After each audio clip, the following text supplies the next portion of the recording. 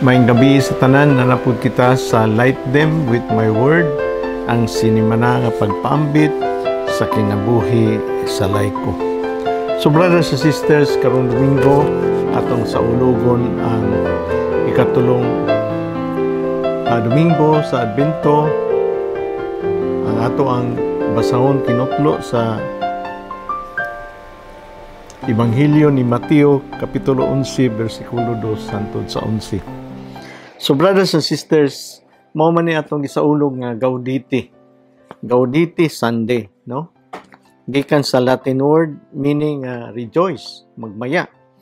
Nga naghatag og laom kayo og kanang naang mabulukon o mabungahon kayo nga espirituhanon nga kahulugan. Labi na brothers and sisters nga panahon kani sa Adbento kay naman po Gaudete sa panahon sa Kwaresma, no?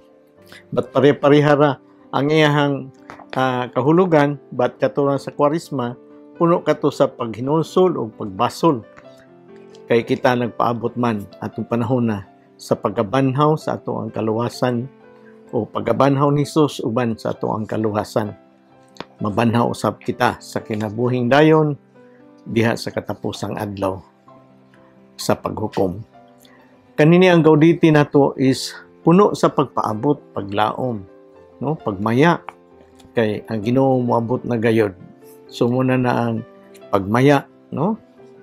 Kay moabot gayod ang Ginoo. When pak naabot na ang Ginoo sa primero pag-abot niya sa kanang incarnation, no? Katong ato ang i-celebrate nato sa panahon sa Pasko sa pagkatao. O atong ipaabot karon ang ikaduhang pagbalik niya. O siya mismo naghatag nato paglaom, pagmaya diya sa pagpaabot, no? Kanang naghinam-hinam sa iyang pagpaabot o moabot gayud siya mo ni atong gisaulog ang Gaudete nga Sunday. Rejoice o kanang magmaya, no?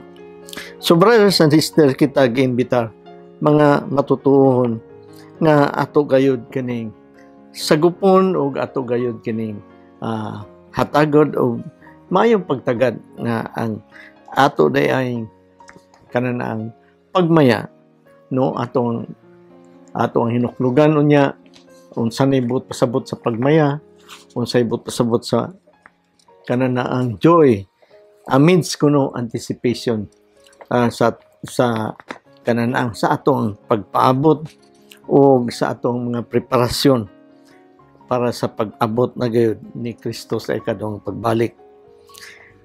Ngani ato pong gipaabot pod siya, no? Atong isaulog ang celebration sa iyang pagprimerong pag-abot, but pinaka-importante gayud nga ang pagbalik niya para paghukom o paghatag nato og kaluwasan katong mga kananaang nakalahutay gayud hangtod sa katapusan. Ang tema, brothers and sisters, mo maning liturhikanhon nga kanana ang tradisyon sa ato ang simbahan nga ang ato ang basahon kinutlo gayod ug haom gayod o kanini nagpasabot kanato sa Philippians chapter 4 verse 4. Rejoice in the Lord always. Again, I will say rejoice, no?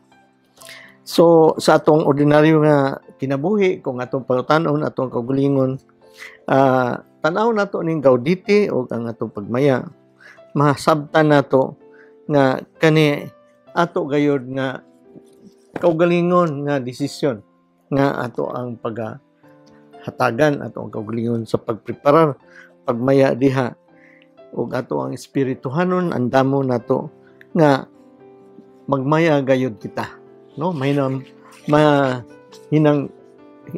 Hinang punon or kananaang gahinam-hinam atong pagpaabot sa atong paglaom diha sa pag-abot sa Ginoo o puno sa ato ang pagpasalamat bisan tuod sa daghan kayong pagsulay diha sa ato ang kinabuhi, no? Nga usahay makaingon gayud ta kalisod bagyod kayo karong panahon na magmaya kita, maglipay kita, magmaya o maghinam-hinam sa ato ang Ginoo kay siya mo'y naghatag nato paglaom, siya mo'y naghatag nato promesa nga dili gayon kini pakyason sa Ginoo Muna bisan tuod ni mga problema nato tanan, kita brothers and sisters, diha gyud kita mo kanang mo gunit sa sidsid sa ato ang Ginoo siyang promesa.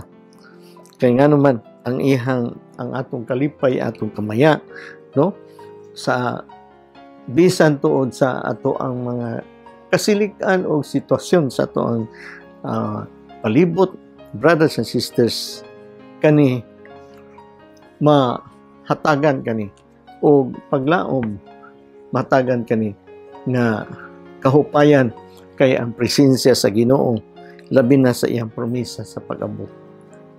Tinuod gayud ug moabot gayud siya.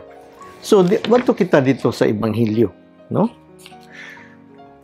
Pagaduog ni Juan nga magbunyag nga dito sa bilangguan siya mahitungod sa Ginoong Hesukristo, gipadto niya ang pipila niya nga mga tinun-an ngadto kang Hesus. O nangutana sila kaniya, sultihi kami, ikaw ba ang giingon ni Juan nga muanhi og magpaabot ba kami sa lain? So brothers and sisters, gisiguro ni Juan nga kanana ang mo bagayod si Hesus bagayod ang nadungog niya na siya sa bilangguan na priso siya. Si Jesus bagayod na yan nadunggan nga mo bagayod gani ang Misaya, no? Ngani may bawa nato si kanana ang Juan nga bautismo. Siya mangyud ang forerunner, siya mangyud ang gauna, siya mangyud albantero, siya mangyud ang ga-prepare sa dalan sa Ginoo. Apan siya mismo medyo nag-cast of doubt ang iyang kaugalingon ug mo ba kani ang kananaang si Kristo nga ako ang gipreparahan. Kay ngano man, brothers and sisters, pagkadako ba ni Juan nadunggan ni Jesus dito sa Galilea ning Juan siya, no? Kananaang namalandong yun ang ato ang Ginoo. At pagkahibalo niya, brothers and sisters, nga Juan kanana ang gipatay na gyud si Juan, dali-dali na gyud siya og adto sa kanang Jerusalem para mutubos siya sa sangyaw sa maayong balita labi na sa kaluwasan, paghinulso sa kasalanan para diha sa kaluwasan sa ato ang mga kinabuhi. Apan dinhi napasihuan pa na kuwan pa siya na unsa na priso pa siya. But brothers and sisters, gaduda ko layo kayong giadtuan ini iyang mga sakop ni Juan dito gyud sa Galilea kay tuwa man si Jesus dito. No, iyang gipadto gipasiguro niya ug mao ba ni ang nanunlo naghatag, no? Unsa man si Juan medyo na iyang pagduda, but iyang ipadala gyud iyang mga tinun-an dito, no? So ngani nagpahimangno si Jesus nga dili gyud unta magduda, no? Ina niya ang mga Juan, no? Kanana ang mga sinugo ni Juan mo na si Jesus mitubag. Pag pamauli na kamo dito og suginli si Juan, siyang nadungog og nakita. Ang mga buta nakakita, ang mga bakul nakalakaw, ang mga sanlahon nangaayo, ang mga bungol nakadungog, ang mga minatay nagabanhaw, ug ang maayong balita gisangyaw ngadto sa mga kabus. Bulahan kamong kadtong wala magduha-duha kanako, brothers and sisters, no? Ug ang maayong balita kuno gisangyaw na. So mo man ni ang kuan bitaw ang kananang gipanagna ni Isaiah, no? Sa kapitulo 61 versikulo 1, ningon siya nga, "The Spirit of the Lord is upon me, because the Lord has anointed me. He has sent me to bring good tidings to the afflicted, to bind up the brokenhearted, to proclaim liberty to the captives, and release to the prisoners." So brothers and sisters, no? Pinagna na even gani ang kananang pagkatao ni Jesus, even gani ang pagsangyaw ni Jesus sa kaluwasan. tanan-tanan ang mga buluhaton ni Jesus. Gipanagna na siya sa mga propeta labi na kang Isaya. Samtang na mauli ang mga tinun-an ni Juan, si Jesus miingon sa mga tao, mahituhod kang Juan, sa pag-adto ninyo kang Juan didto sa dapit nga awao, unsay gipaabot ninyong makita? Sagbot ba nga gipilay-pilay sa hangin? Dili. Unsa ba gyud ang inyong giadto aron tan-awon? Tao ba nga nindot kaayog pamisti? Dili usab, kay ang mga tao nga nagbistig sama niini atua man nagpuyo sa mga palasyo. Sultihi ako, unsa man gyud ang gipaabot ninyong makita? Propeta ba? Oo, propeta, apan ang nakita ninyo labaw pa sa usa ka propeta. So si Juan day labaw pa sa usa ka propeta. Ngani ang sanina ni Juan is kanang panit sa mananap o kamilyo, ang iyahang pagkaon, dulon, no, honey. So brothers and sisters, iyon siya ang inyong nakita, ang inyong makita unya nga si Juan nagbautismo, mas labaw pa kaysa propeta. No? Ganun mas labaw pa sa propeta kay gipili man siya, no? Gipili man siya nga kanang forerunner o siya ang naguna nagpreparar para sa kanang kaluwasan nato ang nagpreparar sa Messiah sa iyang pag-abot, no? Para ba nga gi-prepare niya ang ground daan kay na ay importante kayong tao nga moabot, no? Iyang gilimpiuhan ang tanan, ang kasagbutan, ang dalan gipatag para ang moabot dili siya mahasol sa pag-anda sa iyang lugar nga siya gipaabot, no? Labaw sa tanan ang gansang-gansangon, ang mga kanana ang daghan nga mga kasalanan nato, ang atong kasing-kasing mo'y gansang-gansangon, ang ato ang mga batasan o uban pa, o ato ang kinabuhi puno sa makasasala. Pagka makasasala mo na iyang gipreparar, o siya man ang gipreparar, mas labaw pa siya sa propeta. Si Juan mao ang giingon sa kasulatan, ania ang akong sinugo, nag-ingon ang Dios, ipadala ko siya usa una kaninyo, aron andamo niya ang dalan alang kanimo. Hinumdumi kini, wala pa tao milabaw kang Juan nga magbubunyag, apan bisan kadtong labing ubos sa mga nagpailalom sa paghari sa Dios, labaw pa kay kaniya. Mulabaw pa gyud kay nagpailawom gyud sa paghari sa Dios si Jesus biya, no? Dili siya labaw ni Jesus, but labaw gyud siya sa tanan mga propeta. Siya na kanana sana na priso o walay kasiguruan mo nang nagpadala siya sa iyang mga disipulo. Iyang gitubag, no? O gipunting niya diha sa mga trabaho iya nang nahatag. O gipromisa ni Isaya o iyahang gituman, no?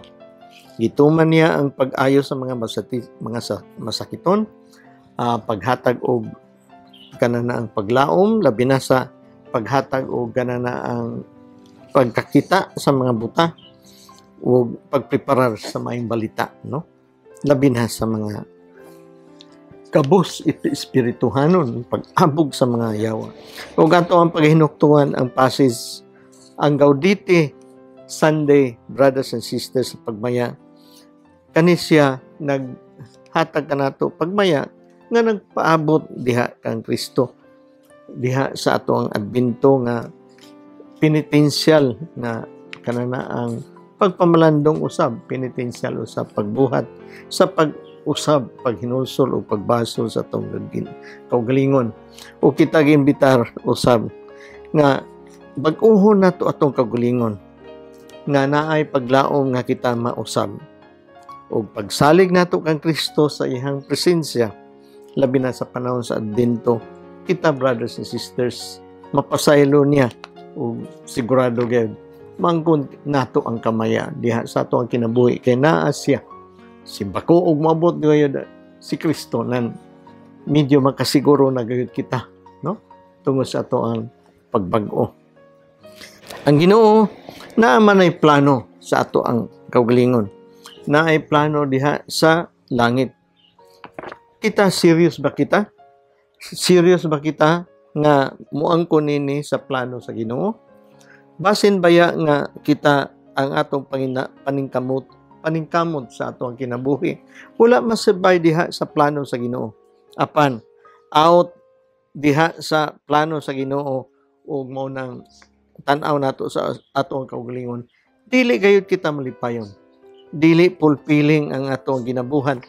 O brothers and sisters, kay wala kita makasubay diha sa plano sa Ginoo.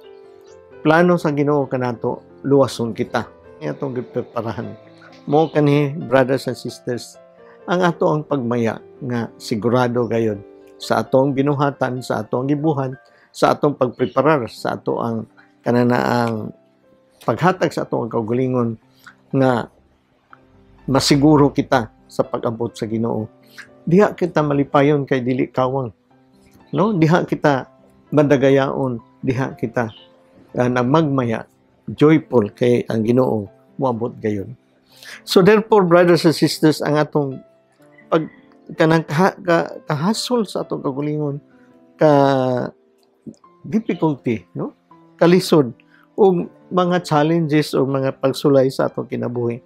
Dili gyud maka kanang patgang o dili gyud maka babag diha sa atong pagsunod sa plano sa Ginoo. Gihatagan makita grasya sa Ginoo, for after all kanang grasya mao ra manggihapon ang makahatag nato mangpadayon diha sa atong pagsunod kang Kristo nga madagayaon with assurance, no? Malipayon o labaw sa tanan masadyaon. Brothers and sisters, kay magsunod kita sa Ginoo bisan tuod nga kanan ang lisod. Mo survive gayud kita kay diha sa Espiritu Santo. Grasya sa Espiritu Santo, iya magyong gihatag kanato, iya manggitabag kanato. So kani ang atong pag-joyful, no? Joyful despite of sa ato ang karisod. So kung mangutana, unsa man day ang madagayaon, no? Joyful sa ato ang kaugalingong kinabuhi.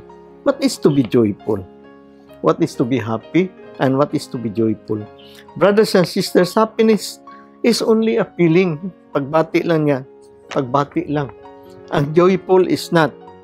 Happiness, brothers and sisters, is kanang short-lived lang ang happiness. Pag human malipay kita, pag human na taod-taod, dili na. Nayusay nga malipay ta, kay naka dawat kita sa ato ang bonus pagkataod-taod.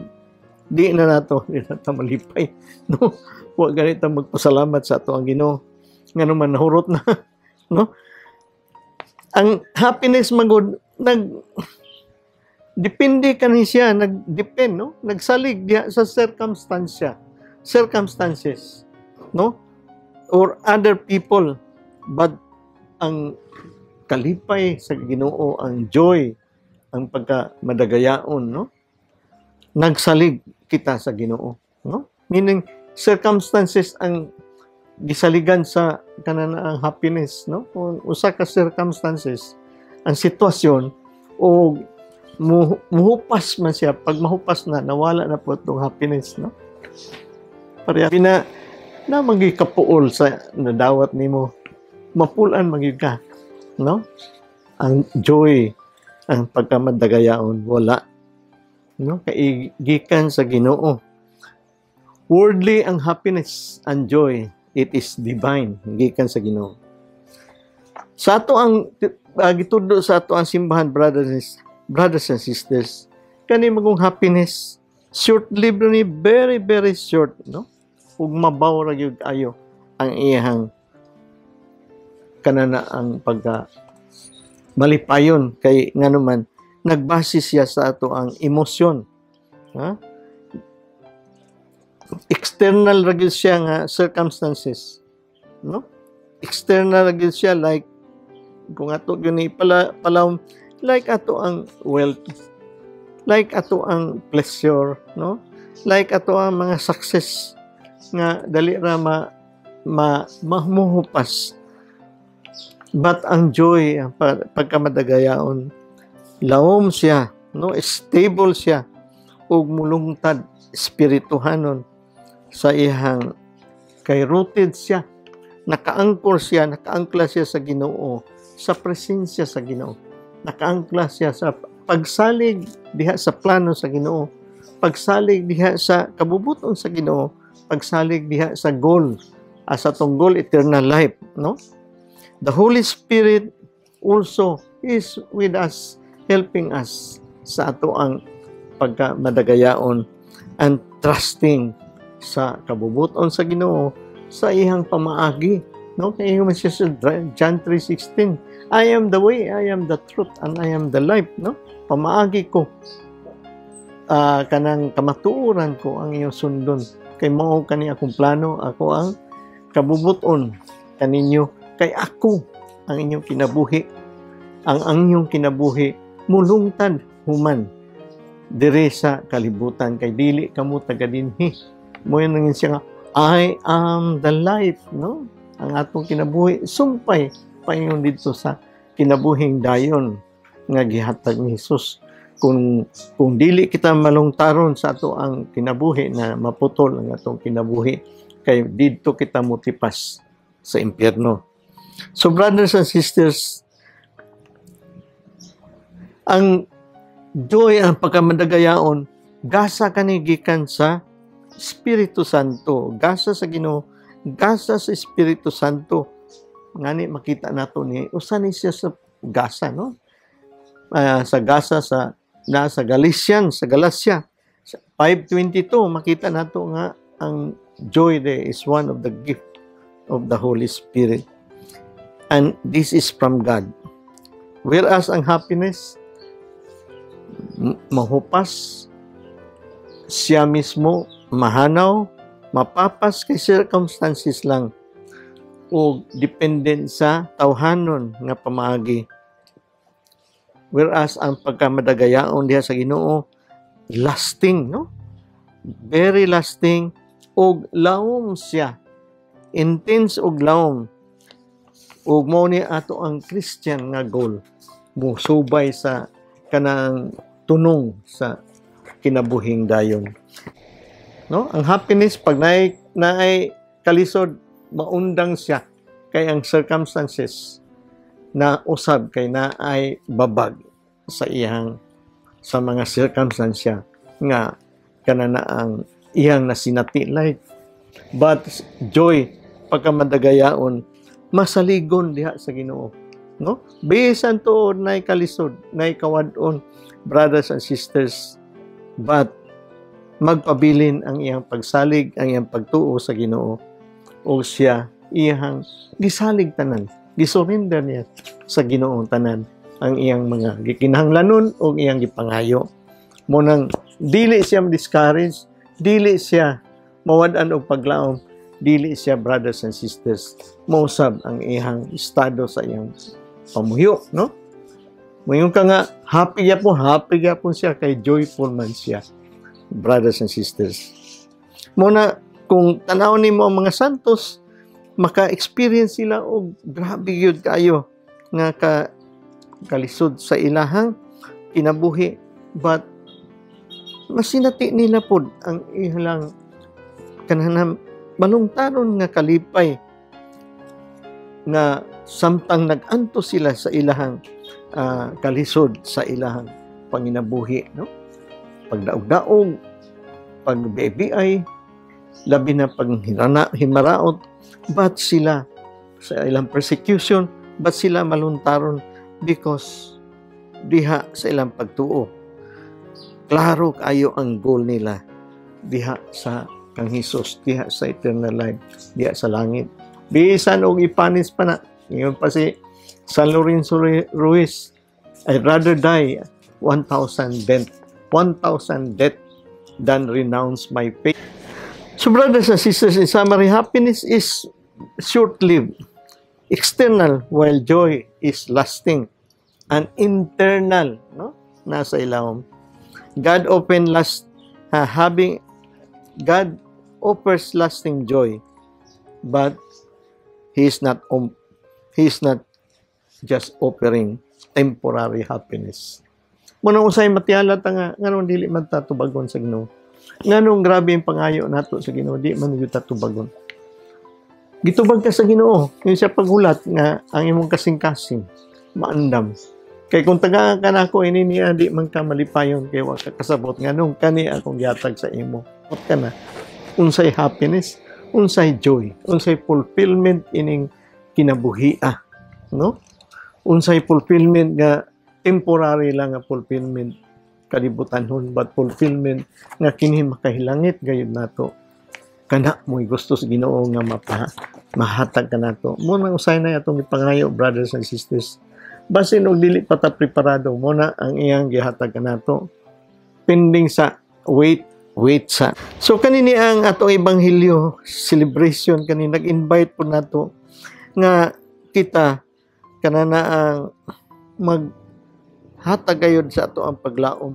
Labi na sa pagsalig sa Ginoo nga ang kaning adbento pinaagi sa ihang paghatag kanato ug paglaom, anticipation sa ato ang pagpaabot sa Ginoo. Mo kanay transform ka nato, makausab ka nato gikan lang sa paghulat, karong adbento may unta mo liprag kita ang ato nagyong paghulat diha na gyud sa atong journey, no? Sa atong journey ba, sa atong panaw na gyud sa atong paglaom nga ato na gyud gi-deliver diha sa atong makanunayon nga paglaom. Pa si Saint Bernard, tulo ka bahin kaning adbento. Ang usa ka adbento is incarnation, no? Atong i-celebrate sa pag-abot ni Jesucristo diha sa Pasko, sa pagkatao nga siya naghatag og Misaya, manununda nga nato, nga muluwas ka nato.